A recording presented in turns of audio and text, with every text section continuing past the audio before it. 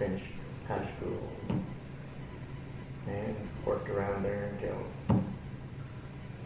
war was declared on the 7th of December, 41, and I was inducted the 29th. You didn't waste time snake. So I missed 22 days. Do you remember when you found out that Pearl Harbor had been bombed? I heard it on the radio. When it, on the 7th. And I was in Class A in the draft. And my brother was already in the service, in the Air Force. So he contacted me and said, if you're in 1A, he said, you better try to enlist and get in the Air Force. Don't get me in. So he said to get in the Air Force if I can. So a friend of mine and I left home the 26th of December, 41, and went to Louisville and went to the recruiter's office and asked how soon we left after we signed up, and he said tonight. Reality is slowly hitting you. So we went there to Fort Thomas, Kentucky. We was down there 3 days getting shots, vaccinations, and everything. And 29th of December I was inducted. What were your thoughts about the war at this point? Well, I really didn't know, you know. I was young and, you know, I guess it was a challenge. And a friend of mine and I, we went in and we left 1st of December. Well, they gave us three picks of where we wanted to go. Biloxi, Mississippi, Jefferson Barracks, Missouri, or Shepherd Field, Texas. It wasn't Borden, Indiana. No, so I talked it over with Bill, my friend, and I said, well, if we go to Jefferson Barracks in Missouri, I said, on a 3-day pass, we'll have more time at home. So we told them, well, we'll go to Jefferson Barracks, Missouri. They made our papers out in Biloxi, Mississippi. And we wound up in Shepherd Field, Texas. So we got all 3 picks. Got all 3 choices. Why did they even ask? And we got down there on the 3rd of January in 42, and 6 below 0. And I weighed 128 pounds. Well, you're just a boy. So we got down there and started through the medical lines and everything. This Major grabbed me by the arm and said, son,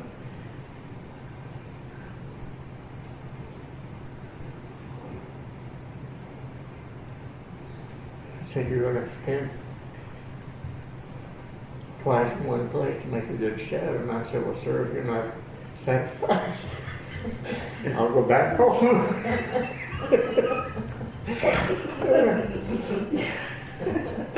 But Just trying to anyway, get along, weren't you? Just trying to get along. but anyway, we looked at mechanic school down there, aircraft mechanic, and then we was partly through school, and they got our orders all mixed up, and they took us out of school and shipped us to Santa Monica, California, special school in B-25.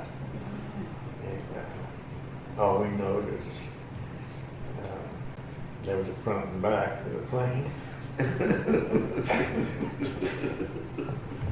But then we was there 36 days at Santa Monica and shipped out to plumb across the United States to Connecticut to a photomapping squadron. And they just had one plane when we got to Connecticut. And but in 3 weeks we had B-25s that they were supposed to get. And then we went took our training, some training up there, and went to Bowling Field, Washington, D.C. And that's where we kept our 25s. And so we stayed down there about 4 months. And so we got our orders to go to La Crosse, Wisconsin. And we flew from Bowling Field to La Crosse, Wisconsin. And from there we were supposed to take a troop train to Churchill, Manitoba, Canada. Well, that's up on the north end of Hudson Bay. And it was in February. And we got on the troop train there at La Crosse and had all of our Arctic gear, our parkas and snowshoes and skis and all that. So we went on the troop train and it took us 2 days to get up on account of snow and everything in Canada. Got up there and started to get off the troop train and we saw this fellow out on the bulldozer out there shoveling snow, bulldozing snow banks, and had a face mask on and it was all froze. So we got out off the train and didn't even have our top coats on. And the lieutenant went over and asked this fellow, said, how cold is it up here? And he said, well, I just came from mess hall about 10 minutes ago, and it was 32 below 0. I don't think they're training for the Pacific Theater. So anyway, the planes flew up in and the crews came up. And I was the assistant engineer on all I flew was, well, I flew quite a bit when they wanted somebody to fly and I'd go with them. What was your job on the plane? What were you? I was assistant engineer, I mean mechanic, on in case anything went wrong. You keep the plane running. No, we had covers that we put on the engines every night, but we had to get up 4 hours before takeoff and put heaters on to get the oil out of the engine. And but the trucks and the Jeeps and everything, they had to keep running continuously because if they shut them off, while the motors would crystallize. And then we started flying from Churchill, doing some mapping up there because they figured if Russia wanted to come in and take over the United States, that they would come over. So we photographed that, and then we moved up above the Arctic Circle to Southampton Island and flew out of there. And on some missions, the magnetic compass was the closest North Pole that it would oscillate. I mean, it could. Were you ever worried about crashing? I would. Well, yeah. I mean, You'd see even if you some jumped out. terrain, they flew over. Yeah, even if you jumped out, you're not, No, we wasn't going to get in. So. no. But anyway, we flew in weather 60 below 0. Pilot and co-pilot, and that was the only ones that had heated suits. How'd you keep warm? Well, we put on everything we had. Everything but snowshoes. Your feet and your hands. Well, we had our winter clothing and had our winter flying towers, suits, and they was sheet lined inside. But the middle part in the navigator's compartment, if you want to pour coffee, if you spill any hot coffee, the time it hit the floor, it was ice. It just turned into ice so quick. And, I don't know how you can use your hands or even work in that kind of cold. well, we didn't have to work, while we were in flight, but Your work was to stay warm. yeah, mostly. But, and then we went from Southampton on to Frobisher Bay. It's on the eastern side of Canada, above the Arctic Circle. And So you're still We- looking coastal. well, we photographed and mapped everything from Alaska to Greenland, all the territory. And then we came back to the States in June. It's February. We came back in June to our base at Bradfield, Connecticut. And there we got B-17s. Took our training there, transition flying and training, and we got our orders to go to Africa What year was this? in 43. Okay. And we went to Africa. Did you go home? Did you leave home or anything first? No, we didn't get no furlough then. So we went to Puerto Rico and South America, and took over to South America and hit a little island out in the Atlantic out there, Ascension Island. And then from there over to the Gold Coast, across Africa. And then we started photographing all up the coast, Nigeria and French Morocco, and all the way up to the Mediterranean Sea. And then went to Tunisia and Algiers, India, and then needed some film in China, the Fighting Tigers. Needed some aerial film, so I was on a mission to try to meet China. And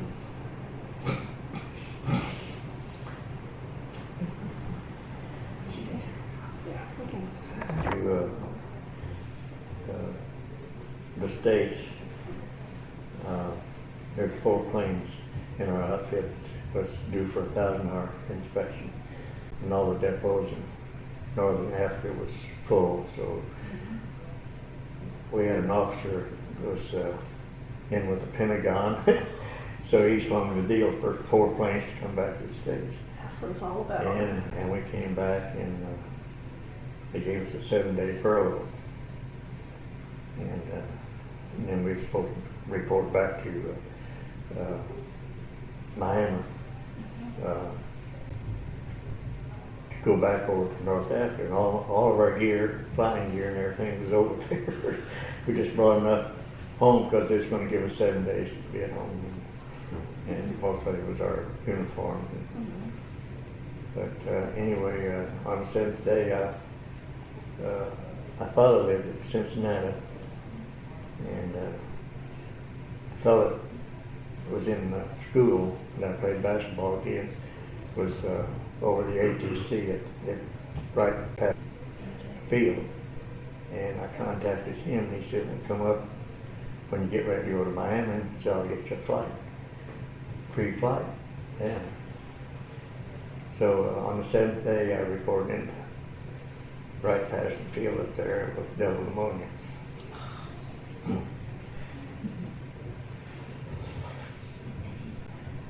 So then I was in the hospital for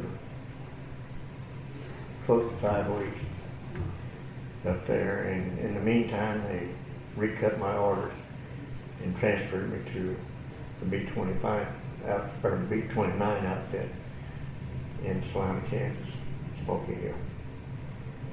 And I thought that the rest of the fellows and the crew and everything went to backward in North Africa. Instead of that, they all went to Smoky Hill. So Oh, you were lucky. You know? yeah, so You're with your old crew. How wonderful. yeah. So we got out there, and they didn't have any 29s for them to, but they'd been flying 17s, the pilots, and they had their 4-engine time, but they had to get more 4-engine time to qualify to fly the 29, which is a lot bigger plane.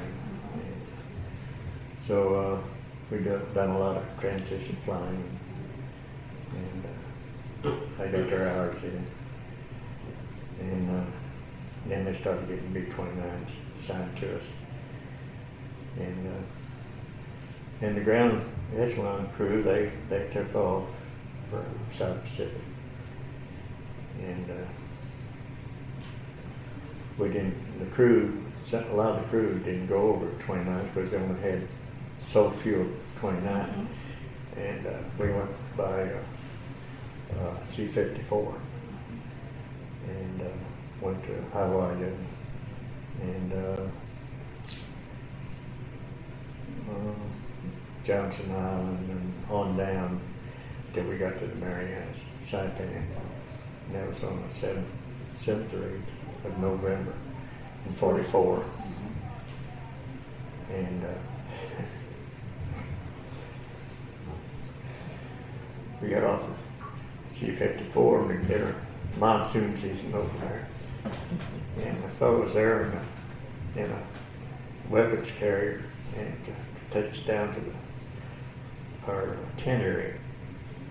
And I said, well, where is it? And he said, well, I'll show you. He said, don't worry.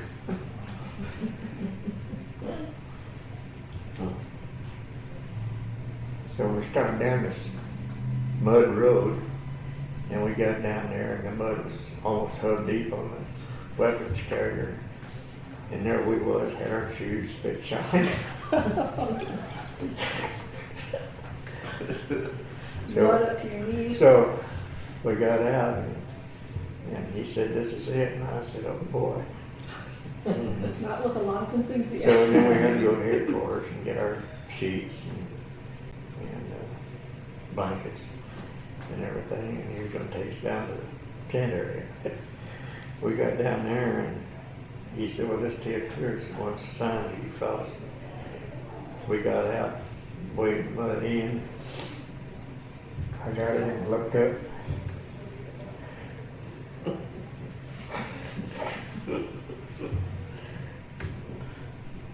And you could count the stars through the holes. Holes in the roof. And I asked him if there's any towels went to the shower. But anyway, we on Saipan, and then we flew very few minutes from Saipan to start with. And then they transferred our whole outfit to Guam on an LSD. Well, they had 2 LSDs, trucks and jeeps and everything. And personnel, we all went to Guam and set up down there. Are they debriefing you or telling you anything about the war while you're like at Saipan or Guam? The only news that we had was on the radio. Tokyo Road. Oh yeah? Broadcasting So you from, heard Tokyo from Japan Road? every day. Really? What did she say to you guys? Oh, she'd say, well, it's sorry to say, today there was a bombing raid with a B-29 from the Marianas, and they lost 75 or 100 B-29s, and I thought, oh God. But anyway, it was all propaganda, because they didn't lose it. Did it work on you at all, or work on you Oh, at all? yeah. Still works on you. But anyway, then we started flying to Guam. And I don't know which mission it was, but we run out of gas coming back in the 29, and I heard the pilot, well, we was close to Tinian, and Tinian's just across the bay from Saipan. And I heard the pilot say, Joe, how's our gas?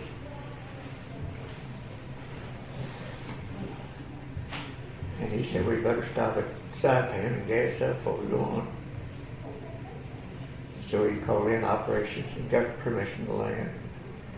And by near the station at Saipan, we do. Want to take a minute? We noticed this cliff, 90-foot cliff was there. And the 2 runways started right on top of the cliff. And he started in on his final leg. You were down below the cliff. The motor started backfiring and black smoke going past the blister. I thought it was all over, but he did manage to hit the top of the cliff, but he didn't hit either runway. We had a crash landing there. And in the 29 with blister gutters, we had to ride backwards for the plane would be up here, and our backs of our seats hit us right here, middle of our back, and over Japan up there we had to wear flag suits, and usually, well on the way back, Pop told us to disregard our flag suits anymore, so we started taking them off and putting them there of our seat. But I never did tighten my safety belt because I always done that just as we was coming in for a landing or something. But I got disoriented by running out of fuel and everything. We knew the cliff was there, and I thought maybe this was going to be it. But the first time we hit the ground, it took out the nose wheel on the plane. And I lashed onto the gun sight, but it tore me loose from the gun sight. And then the second time it hit, it started down in between two. It was nothing but coral rock and stuff down through there. And I went backwards over the seat, and then that belt caught me, that loose belt caught me, and just, it whipped me. And when we stopped, somebody hollered and said, "Oh, let's get out of this damn thing." Well, it kept us on fire, and I couldn't move. My legs was paralyzed.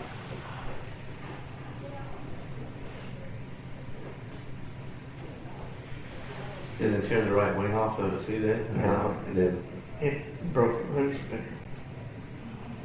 but anyway, two of the fellas, two of my buddies, got me up out of the seat and took me back through the Cameroon. We got to an auxiliary hold back, auxiliary engine back, a generator, and took me up through it and drug me down the fuselage.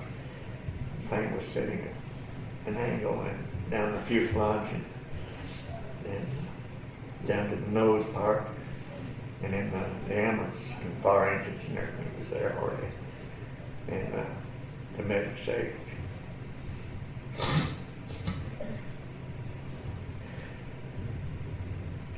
Took me and laid me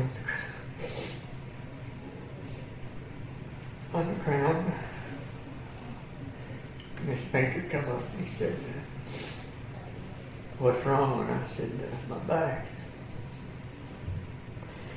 I said, "I can't move my legs." So he said, "Well, I'm going to pick up your legs and you let me know when it hurts." And he lifted them up and just barely lifted them up, and it just felt like somebody had a knife in my back. And I let him know, and he said, and he reached back and got his scissors and cut my coveralls up the sleeve there, popped me with a morphine shot. And I laid there, and they put me on a stretcher. They put me in the ambulance. But I was in the hospital about 4 weeks with my back, and I've been suffering with it ever since. I've been the arthritis specialist. And since I've had my bypass surgery 2 years ago in July, I'm having trouble with my legs. I can't walk over about 50 yards. And I got to quit because the calves of my legs is the only thing going first. And my back hurts every morning I get up. It all comes back, doesn't it? So, yeah, it's followed me. But anyway, Your whole crew made it out that plane though. Yeah, That crash yeah, land? yeah, the whole crew made it, and there's 6 of us left, still alive. Out of 10 or 10? You have pictures of the plane too, don't But you? yeah, I have pictures of the plane. After it crashed. After it crashed, I mean, parts of it, I mean, I didn't see any of it, No. but my buddy flying the other blister gun, he's at Stockbridge, Georgia. And here about 3 weeks or a month ago, he sent me 3 pictures of the plane. Our navigator had taken pictures, but he didn't send me any, but he sent clips. Is that the first time you'd seen pictures of your plane? Mm-hmm. Yeah. Isn't that something? So anyway,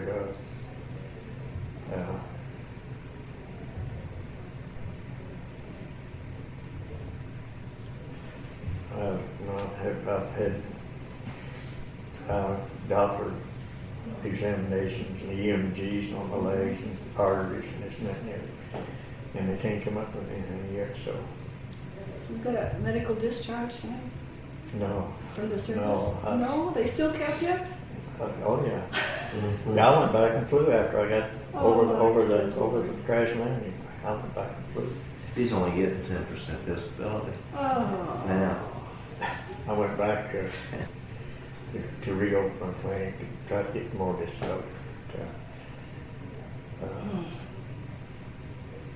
But I was injured and everybody wondered, said, did you get a Purple Heart? I said, no, I just got a bad one. Yeah, put a patch on it. That's what you got, the kind you can't pin on. One mission we flew,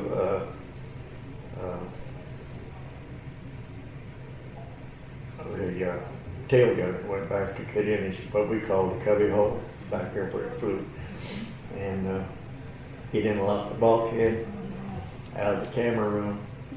So about an hour and a half off Coach Japan, we'd start to make our climb to altitude, and it started pressurizing.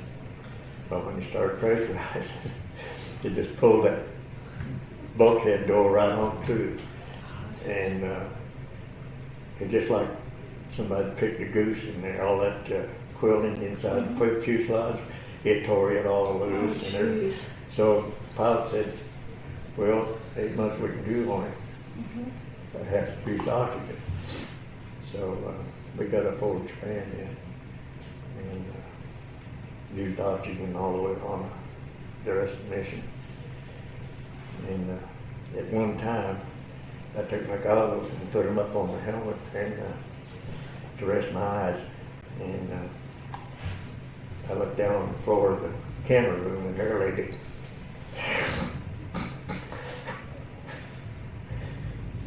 the cameraman, and his face is blue black.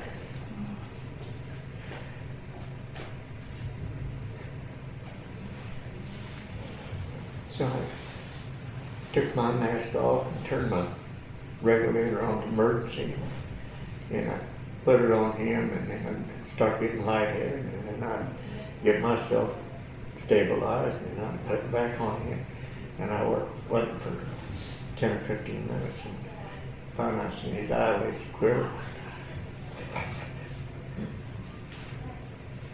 And I brought him through, and I never did get any recognition for that, saved his life. The only thing is, he called me Mother Burns from then on for bringing him back into this world. There we go up the NCO club or something and say, oh, where's Mother Burns? What was his name? Yeah. Bruce, Bruce. Gmail Bruce. He died of cancer. What kind of missions were you flying? Reconnaissance. I was with the photo reconnaissance outfit. Okay. And we'd go up and pick up targets for the 21st Bomber Command, the 20th Air Force, and pick up targets, and they'd come back and run them through the lab and everything, and then they'd turn them over to the Bomber Command, and then the bombers would go up and figure out the targets and this and that. Did you ever Did you have any fighter escort to protect you? No, we was up there alone. Sometimes we have to go in with the bombers. Well, there'd be anywhere from 200 to 400 B-29s going in for a raid. And it's like 400 bombers that go in, but they'd send 4 planes out of our outfit with them. They'd go right in with the first echelon, and then they'd send one back, so many flights, and then on back. And then the last one would take up bombs, just pictures of what damage they take up. And, but most generally we were up there alone. Did you ever encounter any kamikaze type Well, or anti-aircraft fire? the last reunion we went to was in Omaha, Nebraska, and I talked to our navigator was on our plane, and he said, Paul, he said, did I ever tell you about the Japanese plane that was coming at us at 12 o'clock? And I said, well, it seemed to me like I heard something on the intercom about a plane, and I said, I never did see it. And he said, I did. And it was heading right to them, but just as they got almost together, but the fighter went under us. And, but surely it was a kamikaze, I would say it, because we could look down and see the fighters trying to get up to us, and there was always just smoke stream go out. They'd work their engines trying to get up. Japanese zeros, I guess, or whatever, were Zero. trying to get up to you, and they couldn't They get to couldn't you. fly that high. Yeah. Yeah. A lot of flak though. Oh yeah, we Artillery. run into a lot of flak because the bombers would go in and the anti-aircraft guns would have the guns set up, their flak and everything to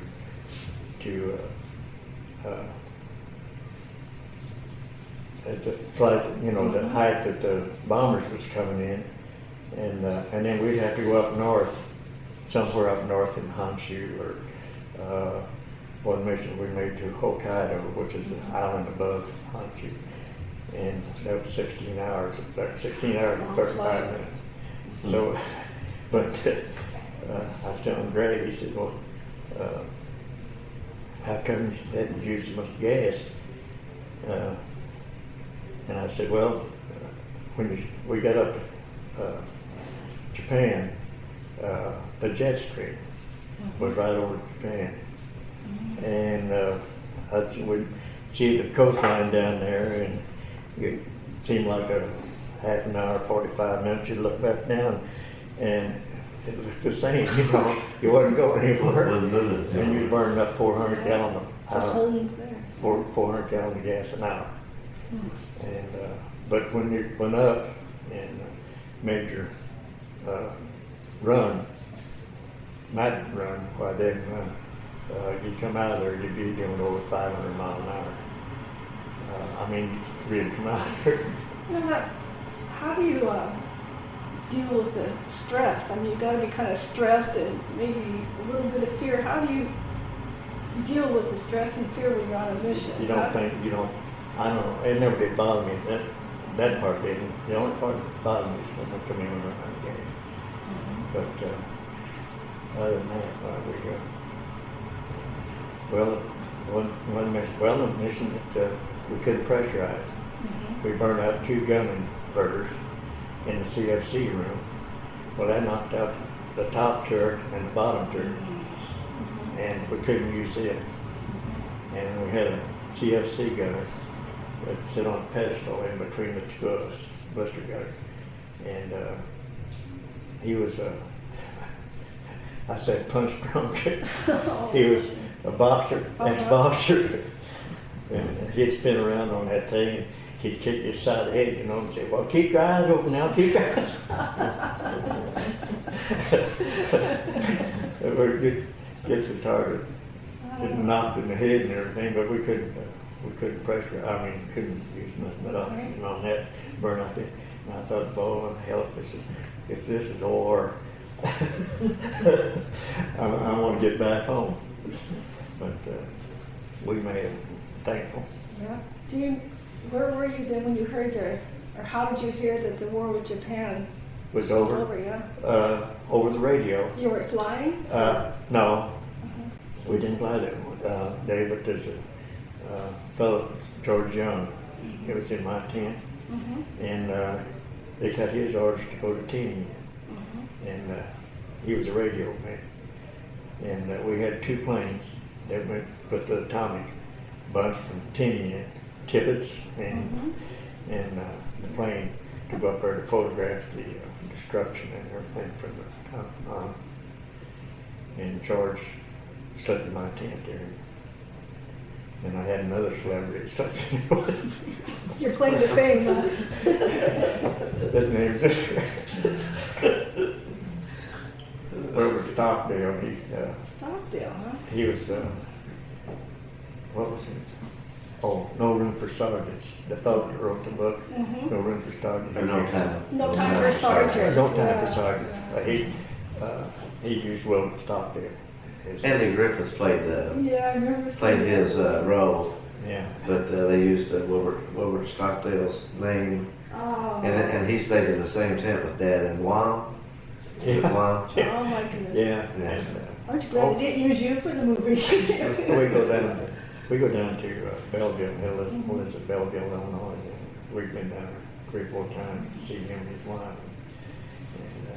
And, Tell her about Stakely being the first over in, Captain B-29. Stakely, he was a captain then, he came out of brigadier general, but he and his crew flew, I forget how many hours, from Kansas on to Guam, and no, to Saipan, and first he and his B-29. crew was the first B-29 to fly over Tokyo since Jimmy Doolittle, B-25s raided up there. Yeah. And he was in our outfit, Stakely was. They had the World War II reunions, and Stakely canvassed all of them. Yeah, he's, Oh. You know. yeah, I've talked to him. Oh, that's neat, you Out guys. in Canada, I flew with, in 25s, and he had a habit of getting a 25 right down on the ice cap and coming back in, buzz. You like to buzz everything, you know. Yeah, yeah. And All those pilots. so we went to reunion at Dayton, Ohio. He and his wife came in the lobby there, and I was sitting there. I went up there and I pulled his jacket top, and I said, Steak, are you still buzzing? And he said, buzzing? He said, I never did buzz. And I said, the hell you never? I said, look at the color of my hair. So, but Ned's B-29, the ones that he flew most of the missions was out of was Tokyo Rose. That was the name of our plane. Is that right? You know. I've heard a lot about Tokyo Rose. I mean, the plane, Yeah. you know. I've got a copy of it. It belongs to Stakely. Well, he had some fellow in college to write this operations of our outfit. Oh, kind of like a unit outfit history kind of. Yeah, and I've got an extra copy at home, and I thought if somebody wanted to kind of, to put in a book down here or something like, I'll try to get another copy made. Because I like, So I'll get your address and have them write to you about that. and then He titled that copy. Eyes in the Sky is the title of it, Oh. and it tells the whole thing of our. Tells about your crash landing too on Saipan. Was that fun? Good. Yeah, Yeah. yeah. You know about Japan, and I don't know, even when I was in college and even now, people still say that the controversy of dropping the atomic bomb on Japan. What's your feeling about that? Well, At the time, and if it's changed, I mean, it's, people pilot on one of our planes came back and he told some of his friends and everything else that people in 90-mile radius up there didn't know what hit. It was just so sudden that. But it lost a lot of Japanese lives. But the setup was that the United States was supposed to take on the mainland Invade the mainland. in November, and they dropped the atomic bomb in August, and that would have lost a lot of lives too, both ways. So you saved American lives. And So it saved a lot of American lives. And, how do you, He spent some time on Iwo Jima. yeah, Two. we came in there on 3 engines and had to land at Iwo Jima rather than try to make it to Guam. While after they took Iwo Jima, well, they hadn't taken it all because they was fighting on the north end of it when we were there. And I was there for 9 days. They gave us a canteen of water every morning, and that was for drinking water. Your shower, shave. You gotta tell her about you and Cliff watching the airplane. Watching what? The airplane. Oh. Good player. Well, the first night we were there, the other gunner and I was sitting in the cockpit, all reared back, smoking. I smoked and Supposed to be guarding that's guard duty. Okay. and we was sitting there in the cockpit, and we didn't have any idea what was going to go on. And all of us heard something go boom like that, and it seemed like a shooting star go up. We sat there. I said, "What was that?" And he said, "I don't know." About that time, a trip flare is what it was. It had a parachute on it, you know, and it come down slow. And then all hell broke loose. Machine guns. Machine guns, you have to get out of the night and try to find something to eat and everything, you know. And they'd hit these trip flares. And Coming through the Constantina Wire. So you have the Japanese sneaking in looking for. you have something to eat, you know. And boy, we hit that hatch, never even hit the steps. And got down behind the wheels, the big wheels and everything, and just watched the fireworks, you know. Let the Marines do their job. Yeah. And the infantry was there. And, Tell her about the 1,000 hospital bed and all that. they had that island completely undermined. The Japs did. There wasn't anything on top. You know, there's a fighter strip up there. But Volcanic. after they took the island, well then the Seabees came in there and just no days at all just made a runway for the 29th to land. And I watched it on the tube last night. They had filmed by Iwo Jima. Yes, watch And the that. volcano ash is about that deep, and Mount Suribachi was on one end of it. And that's when we were Saipan and Guam. Saipan, the B-24s would take off every evening before dark, and they'd go up there for 60 some odd days before they invaded Iwo Jima to bomb it. And they would go up there and drop their bomb load and come back and everything, and then they lost all them lives up there at Iwo Jima. There was a CB battalion that never even hit the shore. I mean, they had this big gun. It was up on Suribachi, and it had doors that opened up, and they had a rail gun that would come out, and they'd fire 4 or 5 times at the, the landing, and then they'd pull it back on the track and shut the doors, and there was all the vines and stuff on the doors, and the fighters couldn't tell where all the fire was coming from. I'm gonna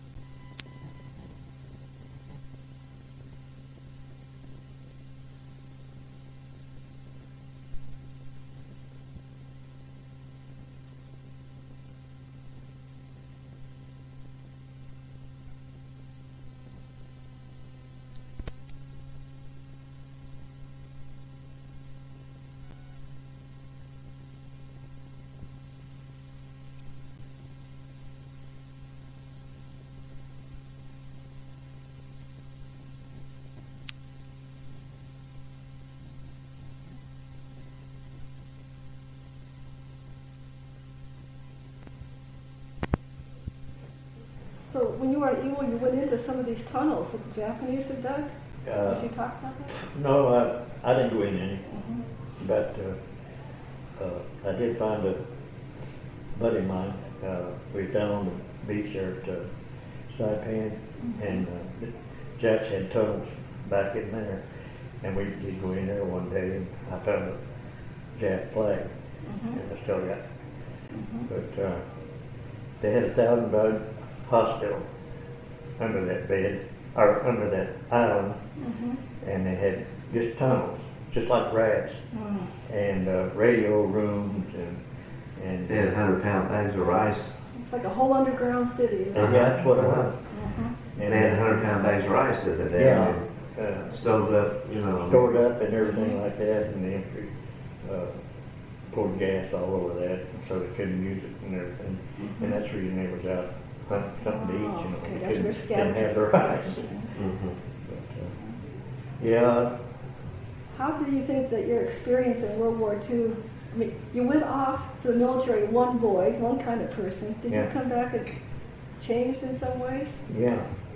I was older. Older, I wiser? spent Did it 4 change- years.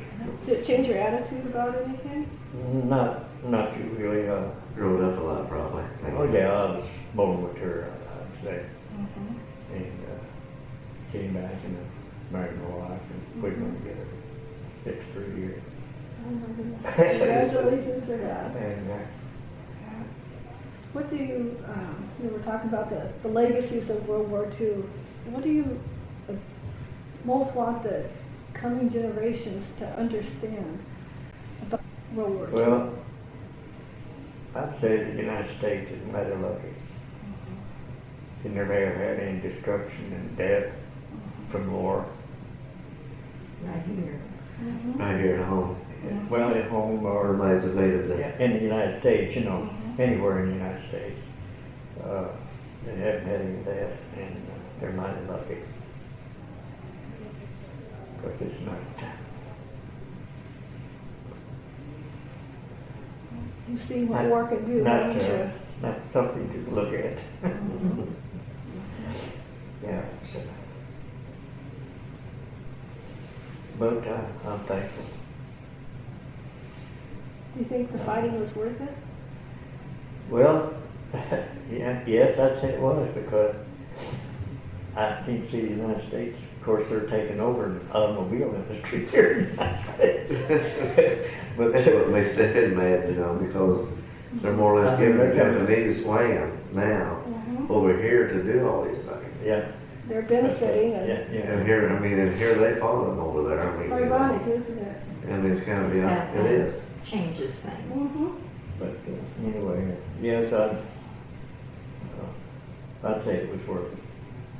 Although I don't think war is an answer, complete answer to everything, but when it has to be, I would say You were just serving your country and I was doing what Uncle Sam what I wanted signed to for.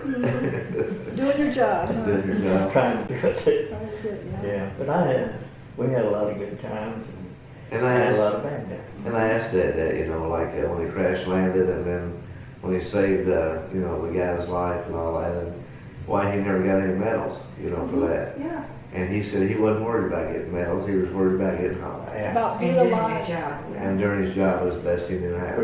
We just done what we had to do.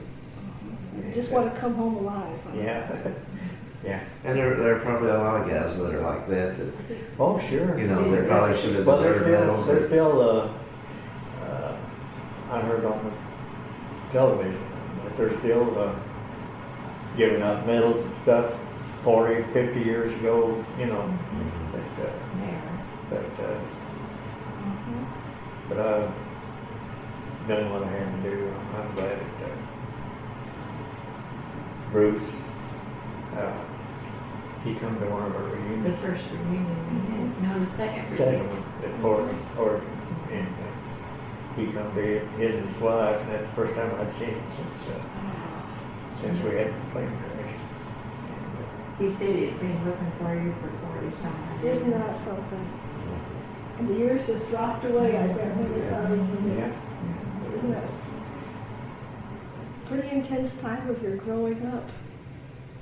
Pardon? Pretty intense time to grow up. Yes, it was.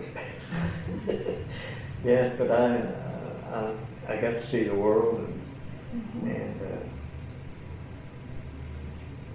everything. You have to do a lot of things that you would. I'm real thankful. Yeah, you went almost all the way around the world. Yeah. What was the One way fact? from Indiana. Like 5 degrees being around the world. Isn't that something? On the globe. 5 Like degrees. 5 out. degrees. We went to China, when we took the film in over fighting tires. And then when we flying from Marianas, we come out over the Sea of Japan, and if we come on down the coast, we could bend the Kunming, but we got as far as Vladivostok, Russia, and that was our point there in case we had trouble to bail out or anything like that. We're supposed to try to make it to Vladivostok. And we flew over it one time, and I called the engineer and asked him if there wasn't something he could do to clean it. That we'd have to bail out. And I got a letter from one Cliff, my fellow blister gunner, sent me those pictures. He said that the engineer, they couldn't find him after the crash landing, and they found him. He was sitting at his table there in the navigator's compartment, trying to find out where in the hell all the gas was. Oh, God. What a time. But Dad was talking about that particular incident where they were down below the cliff. When he looked out the blister, and he said he prayed like he never prayed before. Oh boy. And he said just felt like a hand had lifted him up. Yeah, I told that old fella above many of And it must have been like an updraft. Killed him, huh? Yeah. It must have been kind of like an updraft, right there next to that cliff. And I guess it just picked them up more or less. And They hit the top of they it. hit the top of it, but then it's both runways. So. No, that's amazing. That's a miracle. It is. It is. If that doesn't make They a got person some palm religious, trees coming up, and they were coming up fast. too fast, huh? And I just thought, well, this is going to be it. You know. But you made it. And who was your pilot on that? Boris, Boris? Walter Boris. He's still living. He's still living. You're lucky to have a lot, it needs you to have a lot of your crew members still. We had 6. Yeah. 6 out of 11. Yeah. Still You living. know. But he's got pictures you wouldn't believe of the bomb bays that had opened up. Yeah. And they were dropping bombs like on, Tokyo and incinerator runs, and you just wouldn't believe the picture. He's got a museum, in a box. Well, I'm not- We're in the process of I'm putting it in. I'm trying to get my scrapbook together now Good for after all you. these years. But, Well, it's be a good legacy for you, I know, I know. and the generations to come. I know. You know, we're going to start pulling together here a little bit, 'cause I got to meet. Okay, So, okay. but you know what? Is there anything that we haven't talked about that you want to include on the story? Because you've heard the stories, and No, I pretty well covered it. well, I appreciate so much. And you know, it takes a lot of courage what you did, even though you just say you're doing your job. Yeah. You know, Yeah. and it takes a lot of courage, I think, too, to sit down and share those stories. You know. Yeah, it I gets believe pretty, that. gets pretty hairy sometimes. They go and talk about something. He's so emotional anyway. Well, it shows you I about a know. warm heart. I know Yeah. every reunion we go to now is so many is we're losing, you know. Yeah. I counted the other day, and it's I think it was 305 our outfit that's already passed away on the deceased list. So we lost some planes and crews and over there, but I'm thankful. He just celebrated his 80th birthday in June. You're 80? He's looking at us. You may feel 80, but you don't look 80. My Look here, goodness. Miss 80. Oh, my God. That realized me. Yeah, in June. Well, that would be, geez, isn't that something? He sure don't look at it, really.